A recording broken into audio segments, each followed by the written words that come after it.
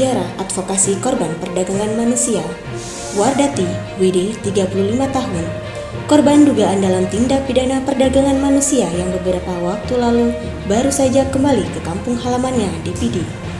Hari ini melaporkan orang yang diduga telah menjualnya kepada orang Malaysia.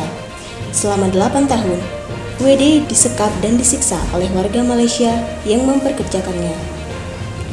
Pelaporan di Polda Aceh didampingi oleh advokat dari Yayasan Advokasi Rakyat Aceh. Dalam laporannya ke Polda Aceh, WD melaporkan Nur Hayati yang juga masih saudara sepupunya.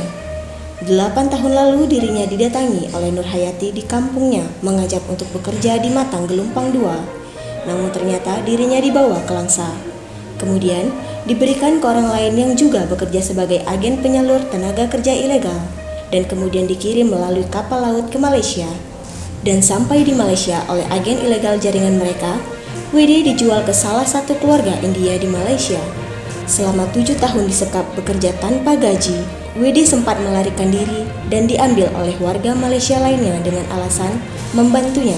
Namun di situ dirinya juga mengalami perbudakan dan penyiksaan, yang kemudian keberadaannya diketahui oleh komunitas orang Aceh, Subah di Malaysia, yang kemudian mengutus kepulangannya di Pidi.